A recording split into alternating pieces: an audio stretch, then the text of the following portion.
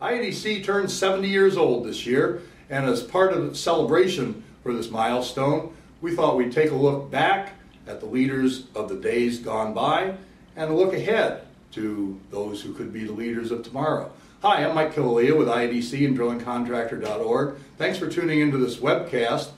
We're going to have a conversation with two gentlemen, one who is a true industry legend, Mr. Bob Palmer, formerly CEO of Rowan Companies, and then a younger future leader who may be a legend of tomorrow, Mr. Danny Rehg, who works for Anadarko as a petroleum and drilling engineer. IADC's Maggie Cox sits down with these gentlemen to explore legends of the past, what we can learn today from the past, and the outlook for tomorrow. In one of your editorials, you say that times have changed, but not the industry problems. And this was March of 1982. Do you think that that's a true statement? Yeah, I think that the problems, and if you have read back to some of Bill Clement's comments that he made when he was president, and talking about the difficulty with personnel, difficulty with customers, difficulty with regulations, all those things are still something that bothers you. And of course, the biggest thing that bothers a drilling contractor is the cyclical nature of this business over which you have zero control. Mm-hmm. How do you think we're dealing with that now? From a drilling contractor standpoint, you can't deal with it at all. Okay. All you can do is try to stay in as strong a cash position as possible, so that you can weather these downturns, because they come and they blindside you. Yeah. So what would you say some of the changes you've experienced in the industry, and how has that changed your perspective over the years? Well, start with technology. I mean, it's just totally different from where we were 20 years ago. And most of that ties back into computers and computer controls and those sorts of things. I don't know, a typical Rowan rig now probably has about 12 computers on it, mm-hmm. doing different things. But the biggest single differences deal with horizontal drilling, mm-hmm. the ability to, we used to call it a bit with eyes. We now can, on a real-time basis, know exactly the orientation of the bit, the angle of the bit, mm-hmm. and turn it with downhole motors to accomplish those things. Right. And so, obviously, horizontal drilling has made a big difference. The next thing, of course, is these super frac jobs you're doing, is bringing all this shale production on, right. and such as that. And we just did not, we as an industry did not have that capability 20 years ago. Mm-hmm. What specific technological innovations have impacted the offshore drilling most? Well, as an industry, there's no question this super deep water drilling has been phenomenal. And I mean, the industry went through years of drilling out there in some of these 5,000 to 6,000 foot water depths at tremendous expense and no result. Right. I mean, even today, a deep water well, dry hole is $200 million. What do you think is the biggest challenge facing the industry today? And what does the industry need to do to succeed further? Well, constantly, worldwide, one of the big risks is the goal of the government. And again, I'm speaking primarily offshore. It's what is the government's position? What advice would you give to someone just beginning their career in this industry?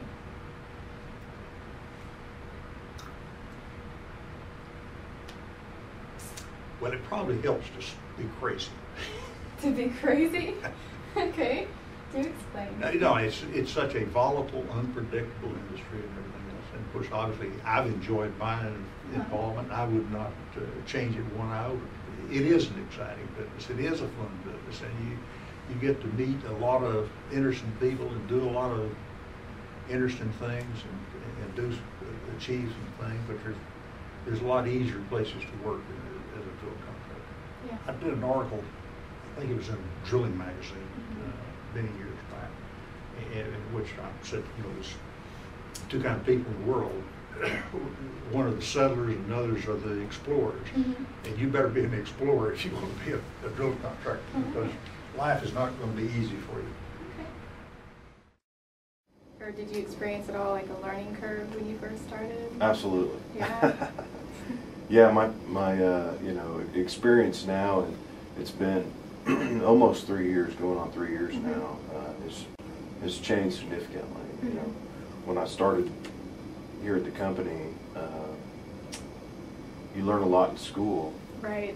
As a petroleum engineering major, but you don't really get into the nitty-gritty details of operations in college. It's very technical based, and so learning about operations was probably the biggest challenge. And learning how to function as part of that team, that operational team, to get things done was probably one of the biggest challenges. So, when you're out there, you're kind of the where all the action takes place, where the work really gets done out in the field. So it allows you to understand what's really taking place a lot better than you can here in the office. So. What are some ways Anadarko is confronting past challenges, and what do you think is the biggest challenge facing the industry today? Well, that's a fairly broad question, but I think as an industry, we're obviously we're in a growth phase, I would say. Even though it's slowed down to some extent over the last year, year and a half, we're still in a growth phase. We're trying to implement new technologies and bring new people into the industry, and it's a challenge. Anytime you have growth, it's a big challenge, and with such a large operation, large company like Anadarko, it's pretty significant. So, and we need to continue to do that going forward. Okay. There's a great demand for oil and gas, and I think there will continue to be over the next several decades anyway, and so we need to continue to bring good talent into the industry. What kind of projects will Anadarko focus on this year? Well, I really can't speak for the entire company as a whole, but my involvement in the onshore drilling group and in the Marcellus Shale in particular, we're in a phase right now where we're moving from areas where we've traditionally drilled vertical wells and conventional or tight gas type reservoirs, and we're moving into a phase where 90% of our activity or drilling is in horizontal wells and shale plays. So it's a little unique. It's somewhat of a transition into what's more economical right now in the current environment. So how do you feel about automation? There's a lot of advantages to automation. There's a lot of efficiency gains there, and also safety gains too, right? It's made things much safer on several levels, and at the same time, there's immense challenges with automation. I think, as we moved into the age of computers, I think everybody felt like, this is the next level, and we need to automate everything. We need to have software that does everything for us. It tells us what to do when we wake up in the morning. And there was kind of the drive to automate everything, and that's a positive thing. I think that there's a lot of technology that made the industry better, but we need to continue to develop those technologies and weed out the technologies that aren't good. We need to drive for further gains in efficiency so that we can move past some of the challenges with the current technology. So there are a lot of similarities and a lot of differences. We're united by our dedication to the drilling business and the challenges it brings forth. Thanks for tuning in to this podcast. I hope to see you on more webcasts of IADC Generations in celebration of IADC's 70th anniversary. I'm Mike Kilalia. Keep drilling safe and keep turning to the right. Thanks.